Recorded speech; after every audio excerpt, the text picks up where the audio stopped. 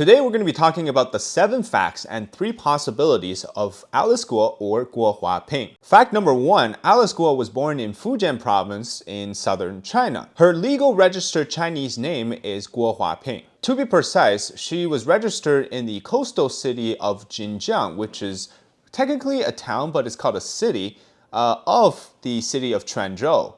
According to various evidence, such as a Chinese newspaper congratulating her becoming mayor from the city of Xinjiang, to a Chow Dai Association, which is actually more precisely where the town is located, and we can precisely pinpoint and correlate that to the Al Jazeera document, which they actually went to the location, even though they didn't tell us exactly where it is. And that's supposed to be, again, in the city of Xinjiang and in the city of Quanzhou proper. Fact number 2. Alice Guo knows at least 2 other international or at least Southeast Asia criminal organizations that does money laundering, scam, and otherwise criminal activities. The first link is established with Alice Guo connecting to the Singapore case of money laundering, which was a massive scandal. And the second links her to the Cambodian Chinese kingpin, who in the documentary by Al Jazeera technically says that Alice Guo approached him to fund her mayor race. And this man, whose name is Zhang, keeps a dossier on Alice Guo. And that leads to fact number 3, which is both of Alice Guo's parents are Chinese nationals, and her mother, Lin Wenyi, was also revealed or confirmed in this case from that dossier. And her father is Guo Junjiang.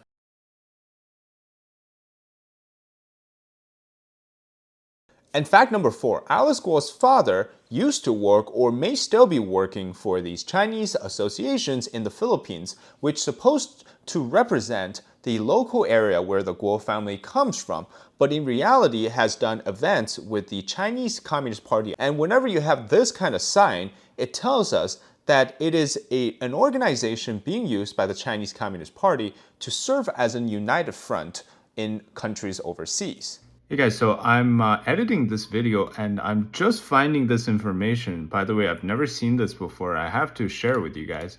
So this comes from FilipinoChinese.com or phhua.com.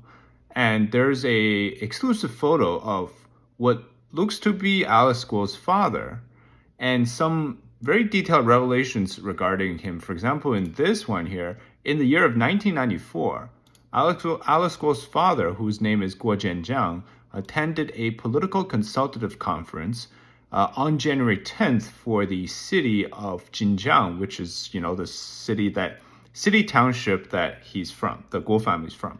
And in this particular thread, they also talk about the reason why, or I guess you could say that the whole pork farmer identity seems to be real. But the key here is if you are a part of this political consultative conference, it means that you work for the Communist Party as a member of, commercial or member of business, but you are tied into the CCP along with all the other stuff as well. So in other words, it's an extension of the CCP's overseas control apparatus. Fact number 5. According to Zhang, the former spy, Alice Guo may be working for the Ministry of State Security, which is the Chinese spy agency.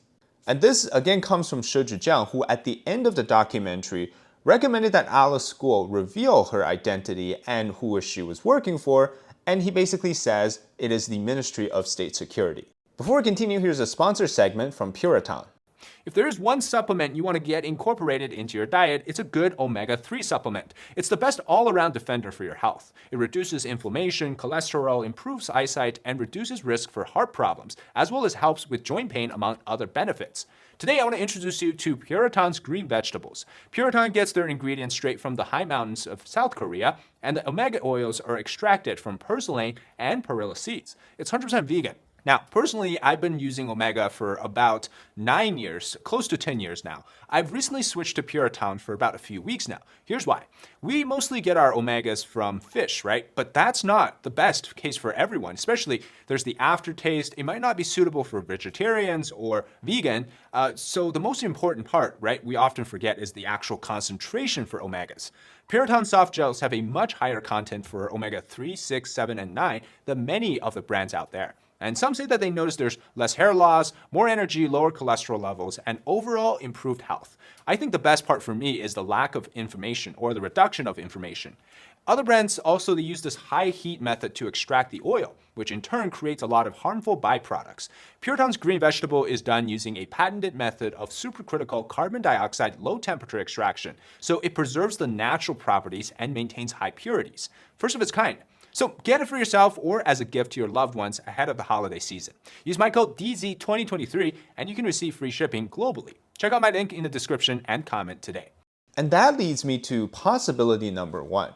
Is Alice Guo a spy? From the evidence we know so far, there's no direct evidence pointing Alice Guo to that of her being a trained spy from the Ministry of State Security.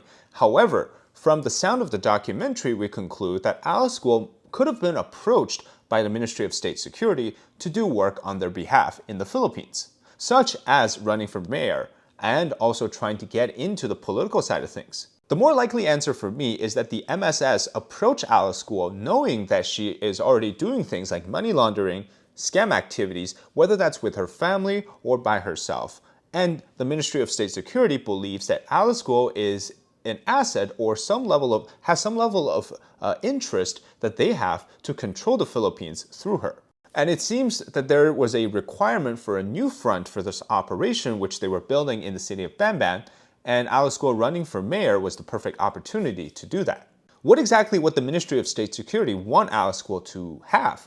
Well, for one, she could deliver them information on the local dissidents from China, even Chinese nationals. There were cases in this particular gaming compound of evidence suggesting that there was human trafficking. So there's potential transnational repression happening in the Philippines through her organization, which it was serving as the front of. Now, of course, in exchange, Alice Guo will get some sort of a money laundering or monetary reward for her effort in the process. Given the fact I already said that her family is tied to this organization or association, which already serves as a United Front group overseas, in this case in the Philippines, it seems like Alice Guo is just part of that larger apparatus. And that leads me to possibility number 2. Following a series of revelations on this case involving Alice Guo, it's very likely that the Ministry of State Security has now abandoned Alice Guo.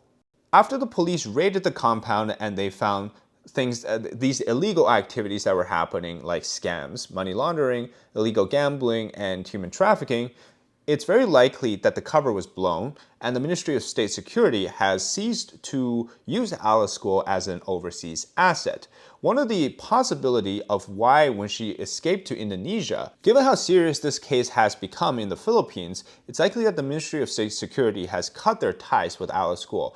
And she found out after leaving the Philippines to Indonesia that there was nobody there to help her to escape. Now, one of the circumstantial evidence is that when she was presented with the Al Jazeera information on her family back home in China, she reacted very differently than her previous demeanor, which is more calm and relatively. There was a sense of worry that seems like Alice Guo had about her association to her former hometown. Of course, we know that the MSS will always protect itself and cut ties with anything that they think will harm or bring trouble to the Chinese government. And that leads me to fact number 6, which is that Alice Guo is a national security threat. The CCP has long mobilized overseas associations for times like this. For example, if there was a confrontation or some sort of a conflict that arises in the South China Sea between the Philippines and China, what would happen to the Chinese associations? Well, they could start things like protests. They could spread messages such as telling or to try to convince the people that war is not an option or that it is the fault of the Philippines government for doing certain things. Similarly, this has been done across the world in the United States, particularly in Taiwan. They've been cultivating this force, these pro-CCP forces within the country, to suggest that during times of conflict, that they would say, they would try to provide a pathway to surrender, or they would try to spread messages saying that there's no way we can win, and to avoid casualties or something along those lines, that we have to cave to them. And in another form, they could be working to get into political positions within that country, and again, over the long-term period, could try to change the perception of the CCP in that particular country. In other words, Alice Guo represents a wide range of possibilities as long as they can get their foot in the door. Whether that's these pro-CCP groups trying to promote a surrender, trying to send a reunification message, or simply trying to pin the blames on others, the goal here is to basically create an environment where the CCP's message and their discourse dominates the narrative here. And so in another sense, you could call them sleeper agents. It could also call them active agents. And last but not least, possibility number 3. Could Alice Guo potentially tell us everything she knows, who she's been working for, in exchange for a lighter sentence because she is on her way facing criminal prosecution and charges, and in this sense, it seems like for her, the only fear is that will the Ministry of State Security go after her to try to silence her? We don't know. Is that one of her fears? Is she worried about that? And if so, will she choose to tell the story? In the Al Jazeera documentary, the other former agent, Zhang, basically tries to recommend Alice Guo to tell her side of the story to reveal her relationship with the Ministry of State Security. Will she listen? I think that's the question here going forward. And if so, it would make her then a whistleblower on the entirety of the Chinese espionage scenes and the overseas efforts. And that brings us to the last fact, which is fact number 7. It is the fact that the likes of Alice Guo exist everywhere around the world, and the likes of Alice Guo also come in troves, in which that it's, even though you know one, you might not know the thousands that are out there. So this is a systemic problem where the CCP will always try to co-opt different groups, different people to act on their behalf overseas. So the fundamental idea here is that we're up against a very big government that focuses on using every avenue to destroy the society that they're trying to infiltrate. And so through this thinking, we have to understand that the threat of the CCP is very comprehensive and it really has no bound and no limit. And so what we are doing here is trying to raise awareness of the potential threat coming from the likes of Alice Guo, but this is just the beginning. All right, that's it today for the episode on the 7 facts and the 3 possibilities of Alice Guo. If you enjoy the content, leave a like, comment below your thoughts, and subscribe to our channel. And share this video if you think it's helpful for others to know. All right, until next time, bye-bye.